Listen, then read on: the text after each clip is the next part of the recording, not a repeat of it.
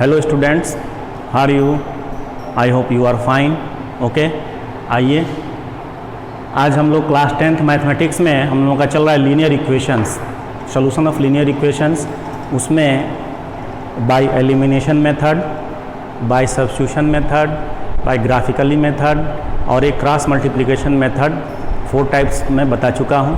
Cross multiplication method को आज फिर फोकस करेंगे और लीनियर इक्वेशंस जो 2 वेरिएबल्स x एंड y में दिए हैं आपको, उनके सॉल्यूशंस की कंडीशंस क्या है ये भी आपको आज हम बता दे रहे हैं। तो लेट हम कर लें, let we have 2 linear equations, 2 linear equations. और 2 लीनियर इक्वेशंस क्या क्या हैं? a1x plus b1y plus c1 equal to 0 and a2x plus b2y plus c2 equal to 0। अब यहाँ क्वेश्चन आएगा a1 b1 c1 and a2 b2 c2 क्या हैं? तो ये आपके रियल नंबर्स हैं, a1 b1 c1 and a2 b2 c2 are real numbers, ये रियल वैल्यूड है। क्या हो गया? अब आइए इसमें हम क्या करते हैं, कुछ रेशियो निकालेंगे। यहाँ x के कोफिशिएंट का रेशियो, x के कोफिशिएंट जो हैं दोनों में a1 a2 है, इनके ratios a1 upon a2, y इसमें भी y है, यहाँ भी y है, इनके कोफिशिएंट्स का रेशियो b1 अपान b2 और यहाँ जो कांस्टेंट टर्म है इनका रेशियो c1 अपान c2, ये हो गए। अब इसमें 3 कंडीशंस हैं। पहला कंडीशन यह है, if a1 upon a2 is not equal to b1 upon b2।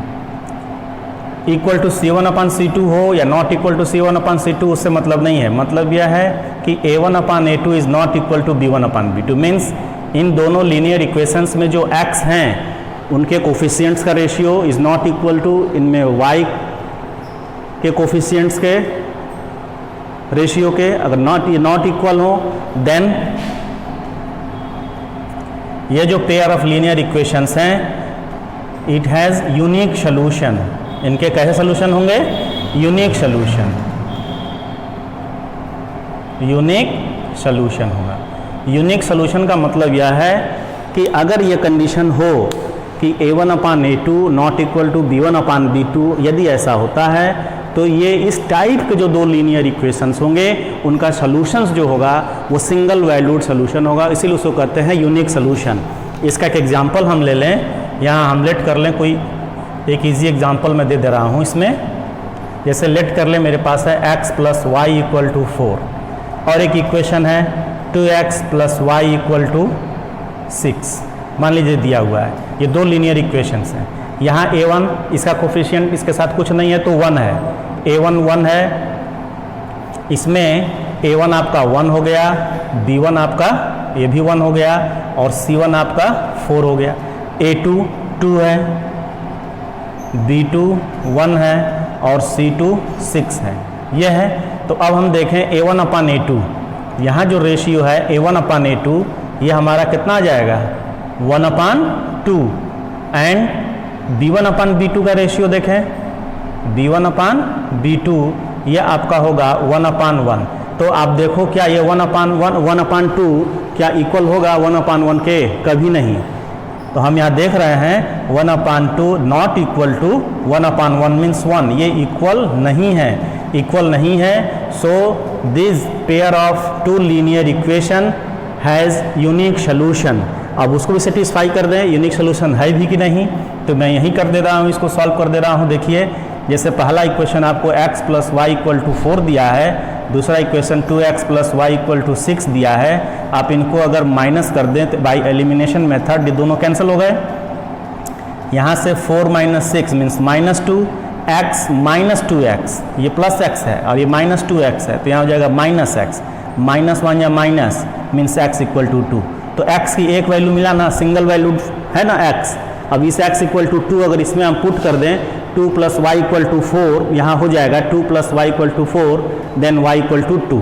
Means x और y के यूनिक सोल्यूशन मिले, एक एक सोल्यूशन मिले, इसलिए ये आपके कहे जाएंगे unique solution. x equal to 2 and y equal to 2 single solutions हैं इनके। और वो कंडीशन क्या है, a1 upon a2 not equal to b1 upon b2, तभी ये पॉसिबल है। तो एक कंडीशन ये हो गया पहला। अब दूसरा देखें, इसका दूसरा कंडीशन है, दूसरा आपका क्या है, दूसरा ये हो जाएगा जब ये तीनों रेशियो इक्वल हो।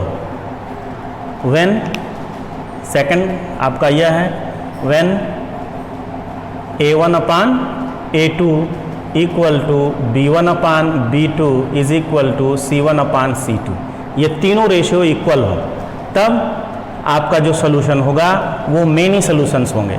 ये pair of linear equation has many solution, या इनफाइनाइट नंबर ऑफ सोल्यूशन कह सकते हैं, मेनी सोल्यूशंस हो जाएंगे। इसका एग्जांपल देख लें, कोई एक एग्जांपल ले लिया जाए। एग्जांपल जैसे लेट कर लीजिए, x plus y equal to 4 लिख दे रहे हैं और यहाँ लिख दे रहे हैं 3x plus 3y equal to 8, 12, ये लिख रहे हैं 12 होगा क्योंकि रेशियो सेम होना है। ये आपका इक्वेशन फर्स्ट है, ये इक्वेशन सेकंड है। यहाँ पर a1 अपान a2 आपका हो जाएगा, यहाँ 1 है तो 1 अपान 3, b1 अपान b2 यह भी हो जाएगा 1 अपान 3, एंड c1 अपान c2 4 अपान 12, यह भी हो गया आपका 1/3। तो तीनों रेशियो हम देख रहे हैं 1/3, 1/3, 1/3 हो रहा है, इसलिए इनके मेनी सोल्यूशंस होंगे। इसका मतलब ये नहीं है कि दोनों लाइन जो है पैरेलल है, ये पैरेलल नहीं है, इनको पैरेलल लाइन नहीं कहेंगे, ठीक है। इसका सोल्यूशंस अगर निकाला जाए तो कोई सोल्यूशन नहीं निकलेगा। कैसे, अगर आप इसमें इस इक्वेशन में 3 का मल्टीप्लाई करेंगे, इक्वेशन फर्स्ट में अगर 3 का मल्टीप्लाई कर दे तो 3x, 3y और 12 जो कि ये है दोनों सेम है, दोनों सेम इक्वेशंस हो गए, इसलिए इसका कोई सोल्यूशन मिलेगा नहीं। सर चारों दोनों ओर कट के 0 हो जाएंगे। इट मीन्स ये दोनों सेम इक्वेशन हैं, एक ही इक्वेशंस हैं, एक ही लाइन होंगे, पैरेलल भी नहीं होंगे। ओके, तो अब एक लाइन के ढेर सारे सोल्यूशन होते हैं। जैसे x plus y equal to 4 है, इसमें आप x का डिफरेंट वैल्यू रखते जाइए, रियल वैल्यू रखते जाइए x के, जैसे जैसे डिफरेंट वैल्यू रखेंगे y का आपको डिफरेंट वैल्यू मिलता जाएगा। तो इसलिए इसके इनफाइनाइट नंबर ऑफ सोल्यूशंस हो गए। थर्ड आइए आप देखिए, थर्ड कंडीशन क्या है। थर्ड आपका यह है, इसी को मॉडिफाई कर दे रहे हैं, when a1 upon a2 equal to b1 upon b2 but not equal to c1 upon c2। इसमें कोई सोल्यूशन आपको नहीं मिलेंगे, नो सोल्यूशन, इसका कोई सोल्यूशन नहीं होगा क्योंकि ये दोनों पैरेलल लाइन होंगे। एग्जाम्पल, और पैरेलल लाइन कहीं कभी एक दूसरे को नहीं काटते हैं, जैसे एक लाइन यह है, एक लाइन यह, दोनों पैरेलल है, ये दोनों कहीं एक दूसरे को इंटरसेक्ट नहीं करेंगे, नहीं मिलेंगे। तो ठीक उसी तरह की ये दोनों लाइन होंगे। कोई एग्जाम्पल ले लीजिए, जैसे मान लीजिए x plus y equal to 2 हो गया, और या 2x plus y equal to 2, और यहाँ आप ले लीजिए इसमें 4x plus 2y equal to 6, मान लीजिए ऐसा मैं कर दिया। तो अगर आप यहाँ से रेशियो निकालें, यहाँ से a1 अपान a2 क्या आ जाएगा, 2 अपान 4 मीन्स 1/2, और b1 अपान b2 आपको मिलेगा 1/2, ये हो गया। एंड c1 अपान c2 ये आपको मिल गया 2/6 मीन्स 1/3। तो हम देख रहे हैं कि ये 1/2 और ये 1/2 दोनों सेम है, बट ये डिफरेंट है। 1/2, ये 1/2 और ये 1/3, ये इसके इक्वल नहीं है, मीन्स इस रूल को ये फॉलो कर रहे हैं, इसलिए इसके कोई सोल्यूशंस नहीं होंगे। इनका सोल्यूशन भी अगर देखा जाए, इसको अगर सॉल्व करना हो, इक्वेशन फर्स्ट और इक्वेशन सेकंड, इसमें 2 का मल्टीप्लाई कर दें इक्वेशन 1 में, और उसमें से सब्ट्रैक्ट कर दें इक्वेशन 2 को। अगर हम सब्ट्रैक्ट कर दें equation 1 multiplied by 2 and minus equation second, तो ये आपका हो गया 4x plus 2y equal to 4, और ये 4x plus 2y equal to 6 है, कैंसल होकर ये हो गया 0 प्लस 0 इक्वल टू -2, और ये कभी होता नहीं है, मीन्स सारा 0 इक्वल टू -2। बट हम जानते हैं 0 इज नॉट इक्वल टू -2, आ रहा है 0 इक्वल टू -2।